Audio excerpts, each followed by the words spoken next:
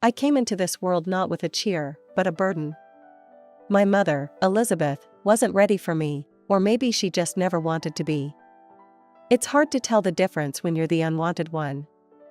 From my first breath, I was more a problem than a person in her eyes. "You never stop crying, do you?" she would hiss during those long nights of my infancy. Her voice was often laced with irritation, lacking the gentle touch you'd expect from a mother. My father, Michael, was different. He was the one who stepped up, trading sleep for soothing walks with me in his arms, while my mother locked herself away in silence. "Let me take her, Liz," I remember him pleading one night, his voice as soft as the blankets he wrapped me in. "You need to rest." As I grew, the gap between my mother's affection and indifference widened, especially when Emily was born. Suddenly, there was light in my mother's eyes, but it wasn't for me. "Look at her, Michael. She's perfect," Mom cooed over Emily, something I never heard directed at me. The differences were stark. While Emily slept quietly in her arms, I was often left playing alone or trying to help around the house. "Why don't you be a good big sister and play quietly? Emily is sleeping." Mom would often chide when my footsteps or small voice crept a decibel too high. My role in the house grew as I got older. I wasn't just the elder sister, I was the helper, the cook, the cleaner, whatever kept me busy and out of the way. As time went on, I learned the art of invisibility at home. It was easier to blend into the background, to anticipate needs before they were spoken. By the time high school rolled around, I was more the family caretaker than their child. "Anna, make sure the laundry's done and dinner's ready by 6, Mom would command as she left with Emily for another shopping trip, their laughter a bitter sound as it faded down the hallway. "Yes, Mom," was always my reply, mechanical, rehearsed. At school, things were different. I was a good student, quiet but diligent. Teachers noticed me, praised me, something that never happened at home. They encouraged me, talked about potential and futures that seemed so distant from my reality. "Have you thought about college, Anna?" Mr. Henderson, my English teacher, once asked. His encouragement felt like a lifeline. "I'd like to, sir. I really would," I admitted, a flicker of hope stirring within. Those moments, rare and precious, were what fueled me. They made the long days and lonely nights bearable. They whispered of a life beyond the confines of my mother's cold indifference and the shadow of my sister's favored existence.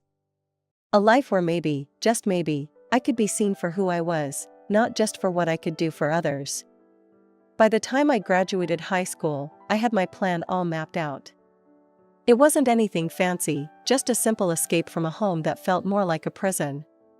The day I turned 18, I packed my bags, mostly filled with second-hand clothes and a few cherished books. "You really going through with this?" Dad asked, his face lined with worry as he watched me stuff a duffel bag. "Your mom's gonna flip, you know. She expects you to stick around, help out with the house, with Emily." I zipped up the bag with more force than necessary. "I know. But I can't stay here, Dad. I gotta try and make something of myself." I moved into a tiny apartment on the edge of town, close enough to my new job at a local diner. The work was hard and the hours were long, but every paycheck was a step closer to my goal. The diner was a noisy, bustling place, filled with the clatter of dishes and the constant chatter of customers. I learned to keep my head down and my hands busy. Nights were spent in a cramped study corner of my apartment, textbooks spread out as I worked through community college applications. I was determined to be more than a waitress, more than what my mother said I'd be. "Why you both errand with all that school stuff?" my neighbor, Jo, once asked when she caught me buried in paperwork. "Ain't like it's gonna change much." "It might not," I admitted, "but it's worth a shot. I want to be a teacher, Jo. I want to do something meaningful." Jo snorted, dragging on her cigarette. "Well, good luck with that, kid. This world ain't kind to dreamers." Saving money became a game of numbers. Every tip went into a jar, every spare dollar tucked away for future tuition. I cut corners everywhere, lived on ramen and toast, and kept my eyes on the prize. After a year of relentless work and study, I had enough to enroll in college. I chose the local community college, affordable and within commuting distance. The day I received my acceptance letter, I felt a surge of pride like never before. Walking into my first class, I felt out of place with my worn-out jeans and second-hand textbooks, but I was there, in a seat, ready to learn. "You here for the early childhood education program?" a girl next to me asked, her pen tapping nervously on her notebook. "I'm Sarah. We should study together, maybe?" "Sure, Sarah. I'm Anna. I'd like that." College was a whole new world, one where I wasn't just the forgotten daughter or the hard-working waitress. I was a student, a peer, and soon, I found myself part of a community. Evenings were still spent at the diner, but now my days were filled with lectures, group projects, and a growing belief that I could really make this happen. I could become someone who made a difference. The path wasn't easy. There were moments of doubt, of fear that maybe Joe was right, that maybe the world wasn't kind to dreamers. But every time I helped a classmate understand a tough concept, or received praise from a professor, I knew I was where I was supposed to be.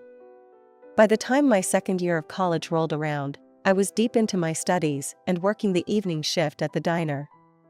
One evening, as I balanced a tray full of burgers and shakes, my phone buzzed in my apron. It was an email from the college financial office. My heart skipped. This was it, the scholarship decision. I waited until my break, hands shaking as I logged in to read the email. "Congratulations," it began. "We are pleased to inform you." I didn't need to read the rest, I had done it. A full ride for the next year. I let out a breath I didn't even know I was holding and slid down against the wall, relief washing over me.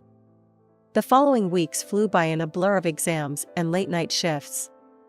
But with my financial worries eased, I was able to focus more on what I really loved, learning how to teach.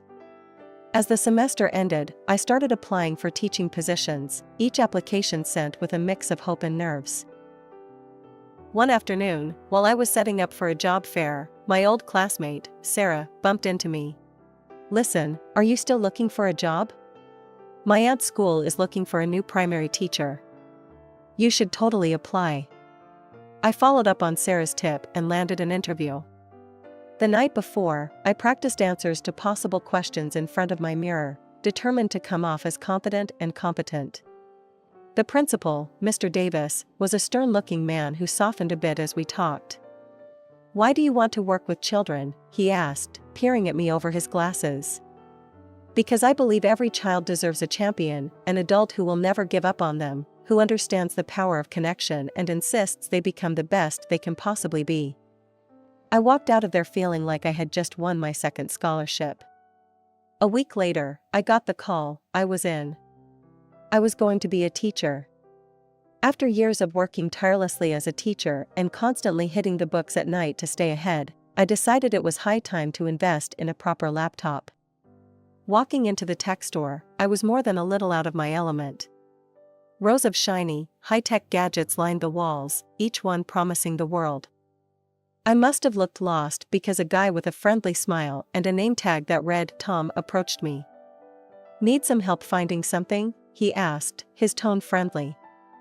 "Yeah, I'm looking for a laptop that can handle a lot of multitasking and won't give up on me in a year," I replied, hoping I sounded like I knew what I was talking about.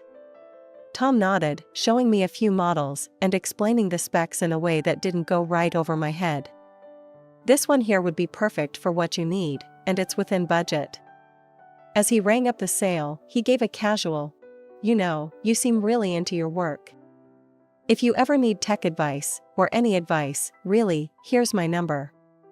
We started texting, casual at first, then daily. Dates followed, easy nights out where the laughter flowed as freely as the conversation. But whenever things edged towards serious, Tom was quick with the brakes. "We're still young, Anna.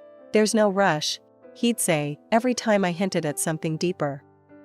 I didn't push it. I was busy enough, and having someone even just to laugh with felt like a win. But then, one lazy Saturday morning, as I was enjoying my coffee and the rare chance to sleep in, my phone rang. It was Mom, which was unusual enough to spike my heartbeat. "Anna, it's your dad. He's really sick. You should come." The weight in her voice pulled me upright. "I'm on my way." Tom, sprawled on the couch, sat up. "Everything okay?" "It's my dad. I have to go see him. He's sick." "I'll come with you," he offered, and something in his tone made it clear he wasn't asking. We drove in silence, the tension thick. As we pulled up to the family house, his whistle cut through the quiet. "Damn, Anna, you didn't say you grew up in a mansion." "It's not as glamorous as it looks," I murmured, my stomach knotting up as we walked to the door. Inside, Mom and Emily were the picture of superficial concern. I introduced Tom, their smiles a little too polished. "Nice to finally meet the man making our Anna so happy," Mom cooed, her eyes appraising.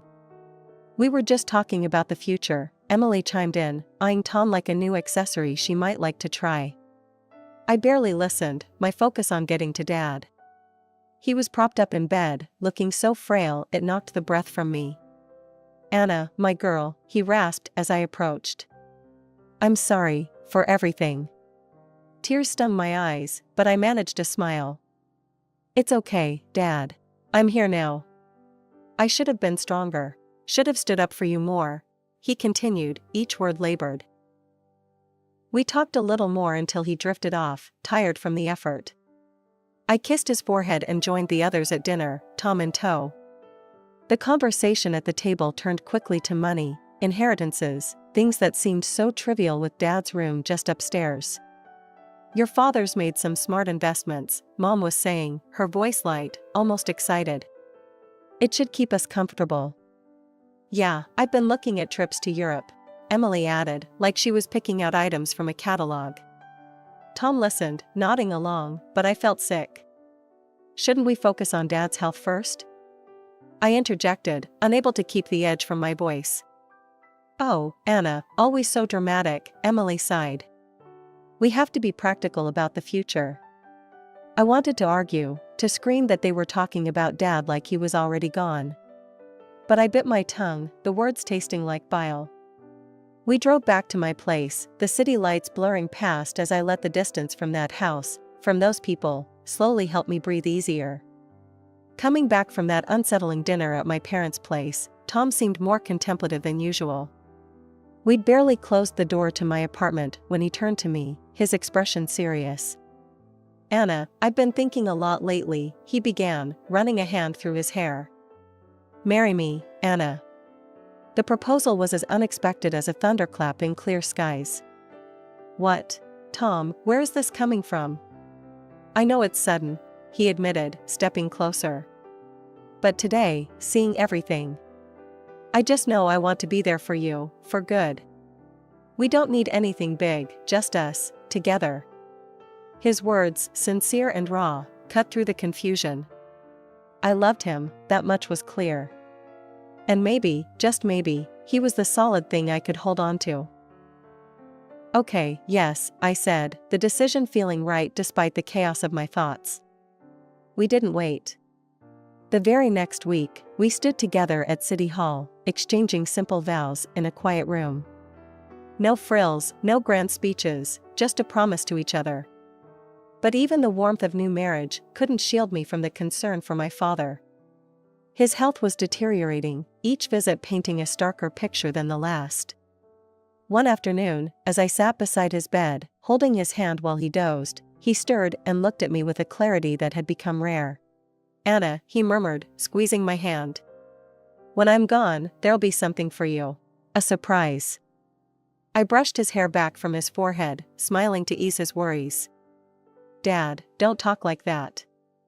You need to focus on getting better." But he shook his head gently. "Just know that I did what I could." His words hung between us, heavy and somber. I chose not to press him, thinking it was the illness speaking, his mind fogged by medication and pain. Leaving his room that day felt harder than ever. At home, Tom tried to comfort me, but the image of my father's frail form haunted me. Meanwhile, Mom and Emily's conversations about the future grew more frequent and filled with cold calculations. One evening, I overheard them talking in the kitchen while I was supposed to be out. The medical bills are piling up, and with your father like this, well, it's not sustainable, Mom was saying, her voice laced with impatience. I've already signed up for plastic surgery to find a new boyfriend. Emily responded, her tone just as calculating. We need to think about what comes next. I want that new car that you and I saw in the salon. Frustrated and heartbroken, I left them to their scheming. Back at my place, Tom held me close as I cried, my tears for my father, for the family I wished I had. The day we buried my father was cold and gray, the sky mourning with us as friends and relatives came to pay their respects. That evening, the family gathered at my parents' house. The air was thick with tension, everyone too aware of the elephant in the room, the inheritance. I was emotionally drained and wanted nothing more than to honor my father's memory in peace, but that wasn't to be. Tom was the first to break the silence about the will. So, what's going to happen now with the inheritance? We need to know what we're dealing with here, he said, his tone a bit too casual for the occasion. I shot him a look, my heart sinking. Tom, can we not do this right now? Today isn't about money. But he pressed on, oblivious or indifferent to my discomfort. I'm just saying, it's important. I mean, shouldn't the house go to Anna? It's only fair. My mother, who had been quietly listening, laughed dryly. Fair? This house has always belonged to Emily and me. You two were just passing through. Tom's face hardened, and he turned to my sister. Emily, you know this isn't right. Anna deserves her share. Emily, looking more interested than she had all evening, fluttered her eyelashes at Tom. Oh, Tom, you always think of others. But Mom's right, as usual. The conversation spiraled, voices raised in a bitter symphony. I felt sick listening to them, the words melding into a cacophony of greed. How could a day of mourning turn so quickly into a scramble for wealth? As they argued, Tom's attitude shifted, his earlier support for me fading as he began to compliment Emily on her sensible outlook. Watching him sidle up to my sister, something in me snapped. I couldn't stomach another minute of it. I fled to my father's room, the one place that still held traces of his presence, and collapsed into a restless sleep. The next morning, I awoke to the smell of coffee and found Tom in the kitchen.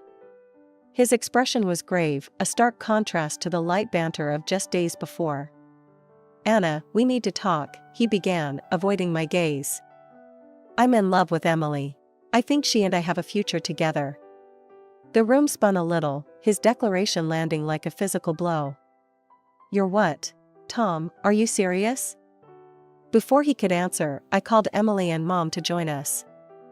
Emily came down, looking smug, while Mom watched with a curious eye. I just wanted you to hear it from me first, Emily said, her tone infuriatingly calm. I'm a decent person, Anna. I didn't want to go behind your back. Mom nodded, her approval evident. It's very noble of you, Emily. To be so upfront about this. Their words, their betrayal, it was too much. I felt a cold, hard calm settle over me. You all deserve each other, I said quietly. Tom extended the divorce papers toward me, a pen poised. Without hesitation, I signed, each stroke of my name severing the ties that bound us. You'll get your things through a courier. Don't come back. With that, I walked out of the kitchen, out of the house, and didn't look back. I was free now, and with that freedom, a new path lay open. A path I would walk alone, but at least it was mine, honest and unencumbered. 2 weeks later, we all got back together in the notary's sterile office, about to hear the reading of my father's will. The air was tense, thick with unspoken accusations and bitter expectations.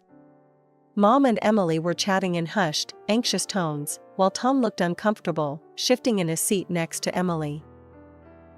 The notary, Mr. Clarkson, a severe-looking man with glasses perched on the tip of his nose, cleared his throat and began reading the will. I sat there, my hands folded in my lap, bracing for whatever came next. To my daughter Anna, Mr. Clarkson read, his voice neutral. I leave the sum of $400,000. The room went silent for a heartbeat before chaos erupted. Mom's face turned a shade of red I knew too well as her financial desperation spilled out. "I have debts, Anna. Your father knew. He promised he'd take care of us," she shrieked, her voice cracking under the strain. Emily joined in, her voice sharp and accusing. "And what about me? I'm getting married to Tom. We need that money for a proper wedding." "You don't need all that money, Anna." I stared at them, the sheer audacity rendering me momentarily speechless.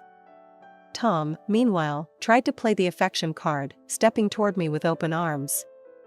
"I've missed you, Anna. I've made a mistake. I only ever loved you."